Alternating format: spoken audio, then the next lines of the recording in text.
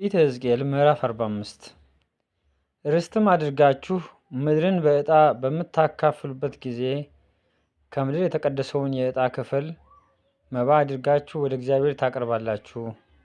ርዝመቱ 25,000 ክንድ ወርዱም 20,000 ክንድ ይሆናል። በዳርቻ ሁሉ ዙሪያውን የተቀደሰ ይሆናል። ከእርሱም ርዝመቱ 500 ወርዱም 500 ክንድ 4 ማዕዘን የሆነ ቦታ ለመቅደሱ ይሆናል። በዙሪያውም ባዶ ስፍራ የሚሆን 50 ክንድ ይሆናል። ከዚያው ልክ ደግሞ ርዝመቱ 25,000 ክንድ ወርዱም 10,000 ክንድ የሆነ ስፍራ ትለካለህ። በእርሱም ውስጥ ቅድስተ ቅዱሳን የሆነ መቅደስ ይሆናል። ከምድርም የተቀደሰ የዕጣ ክፍል ይሆናል።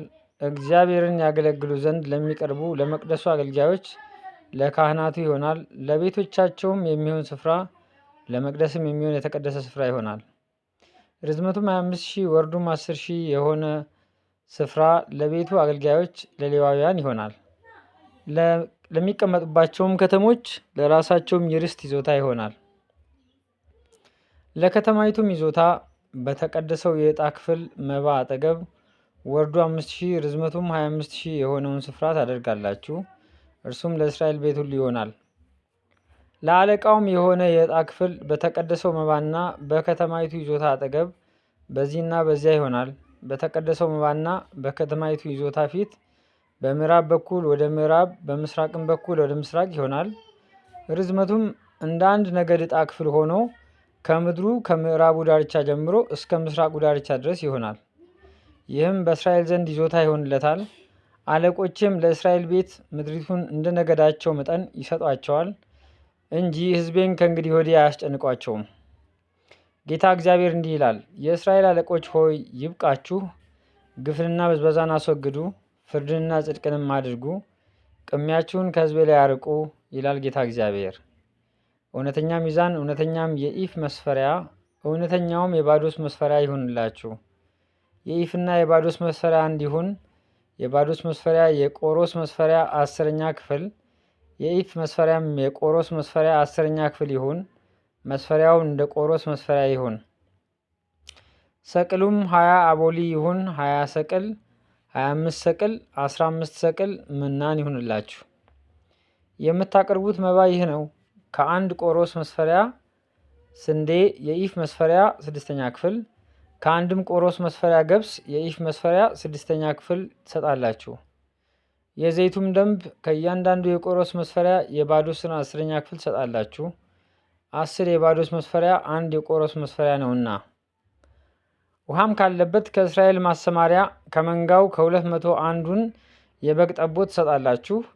ይህ ያስተሰርይላችሁ ዘንድ ለእህል ቁርባንና ለሚቃጠል መስዋዕት ለደህንነትም መስዋዕት ይሆናል ይላል ጌታ እግዚአብሔር። የአገሩም ሕዝብ ሁሉ ይህን መባ ለእስራኤል አለቃ ይሰጣሉ። በየበዓላቱም በየመባቻውም በየሰንበታቱም በእስራኤል ቤት ዓመት በዓል ሁሉ የሚቃጠለውን መስዋዕትና የእህሉን ቁርባን የመጠጡንም ቁርባን መስጠት በአለቃው ላይ ይሆናል። እርሱ ለእስራኤል ቤት ያስተሰርይ ዘንድ የኃጢአቱን መስዋዕትና የእህሉን ቁርባን የሚቃጠለውን መስዋዕትና የደህንነቱን መስዋዕት ያቀርባል።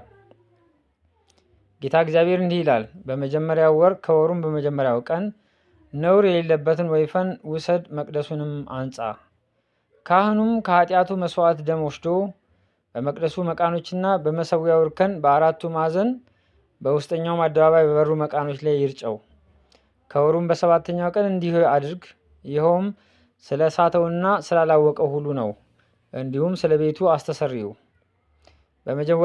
በመጀመሪያ ወር ከወሩም በ14ኛው ቀን የፋሲካን በዓል ታደርጋላችሁ። እስከ 7 ቀንም ድረስ ቂጣ እንጀራ ትበላላችሁ። በዚያም ቀን አለቃው ለራሱና ለአገሩ ሕዝብ ሁሉ የኃጢአት መስዋዕት የሚሆነውን ወይፈን ያቅርብ። በበዓሉም በ7ቱ ቀኖች የሚቃጠለውን መስዋዕት ለእግዚአብሔር ያቅርብ። 7ቱን ቀኖች በየዕለቱ ነውር የሌለባቸውን 7 ወይፈንና 7 አውራ በጎች ያቅርብ። ለኃጢአትም መስዋዕት በየዕለቱ 1 አውራ ፍየል ያቅርብ። ለአንድም ወይፈን 1 የኢፍ መስፈሪያ፣ ለአንድም አውራ በግ 1 የኢፍ መስፈሪያ፣ ለአንድም የኢፍ መስፈሪያ 1 የኢን መስፈሪያ ዘይት ለእህል ቁርባን ያቅርብ። በሰባተኛውም ወር ከወሩም በ15ኛው ቀን በበዓላቱ 7 ቀኖች የኃጢአቱን መስዋዕት የሚቃጠለውን መስዋዕት የእህሉንም ቁርባን ከዘይቱ ጋር እንዲሁ ያቅርብ።